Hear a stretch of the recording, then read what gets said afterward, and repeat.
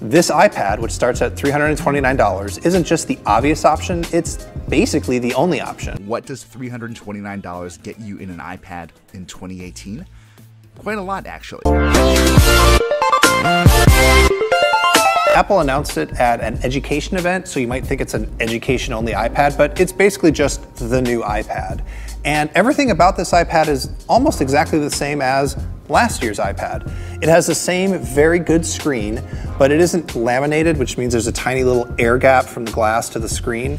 Unless you're really a Pixel pedant, it's not going to bother you. It has the same Touch ID software. It's got, cameras. It does not have the smart connector for attaching a keyboard. It's basically the same iPad that you know and love. The 2018 iPad uses the exact same body as last year's model, and that's not necessarily a bad thing. Its aluminum body weighs in at just a hair over a pound, and it still feels remarkably sturdy for what amounts to being Apple's budget model. The iPad's 9.7-inch Retina display still renders colors really nicely too, and it's bright enough to make the iPad pretty usable even under bright sunlight. It would have been nice to get one of Apple's side-mounted smart connectors here so we could magnetically attach some accessories, but... What's actually new? Well, only two things. One is that it has a new processor, the A10, so it's slightly faster, and two, it supports this, the $99 Apple Pencil. And honestly, that's it. I said last year that if you need a new iPad, you should get a new iPad and you should get this iPad because it's an iPad.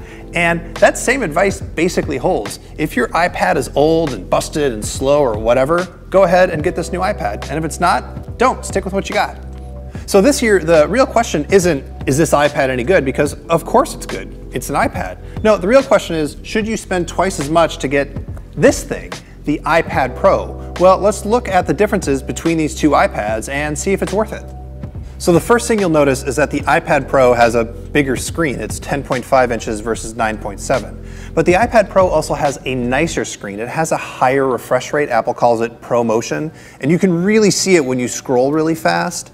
But I don't know, you're not going to notice it most of the time, I don't think. The iPad Pro also has a wider color gamut, and it also has this thing called True Tone where it adjusts the color temperature of the screen to the room. Sure, that's great. I don't know how important it is to most people. Other iPad Pro differences, it has 4 speakers instead of just 2, so you can hear it in stereo no matter how you're holding it. It has a smart connector so that you can attach a smart keyboard to it.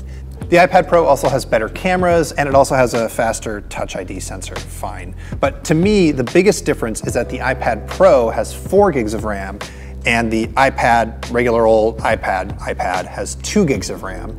And you wouldn't think that matters, but it does, because if you have 2 apps open in split screen and you bring a third in slide over, on the iPad Pro you can still use the apps in the background. But on the regular iPad, if you bring up a third app, the apps in the background freeze and you have to dismiss this top app before you can go back to what you were doing.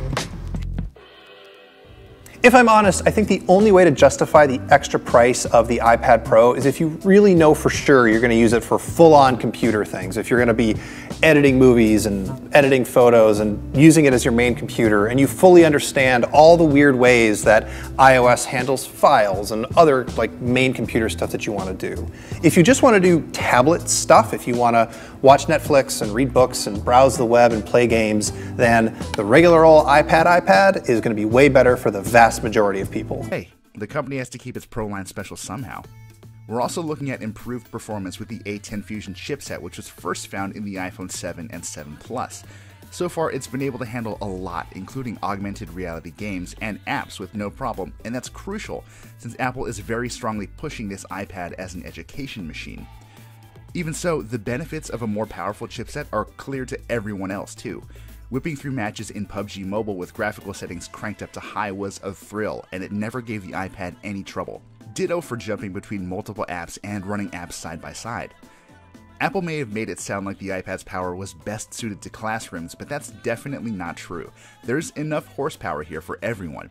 And you don't need to worry about battery life too much either. In our video playback tests, the iPad lasted a couple hours over Apple's 10-hour estimate. The level of performance we squeezed out of last year's iPad was impressive enough for the price, and this year the value is even stronger. That's especially true if you've been curious about Apple's Pencil. The stylus used to be an iPad Pro exclusive, and it works just about as well here as it did on that more expensive device. It's still very good at detecting pressure and pen angles when doodling or taking notes, and it's generally a pleasure to use. The experience really hasn't changed at all here, except for the fact that the gap between the Retina display and the glass covering it means the pencil makes a more pronounced plunking sound than an iPad Pro when you tap the screen with it. Yeah, if you can't tell, I really love this iPad. The battery life is great, it's fast, it does everything I want an iPad to do. But if I'm being honest, I really do think that Apple basically did the bare minimum here. They updated the processor and they added pencil support. There's a lot of stuff on the iPad Pro I wish they had found a way to put here. For example, more speakers. You could listen in stereo in landscape mode if they put speakers on this side. But most importantly, I wish that they had added a smart connector on the bottom so you could attach a keyboard to it without having to fuss around with Bluetooth keyboards. How much would it have cost to add some of that stuff to this iPad? I don't know, maybe a little, maybe a lot.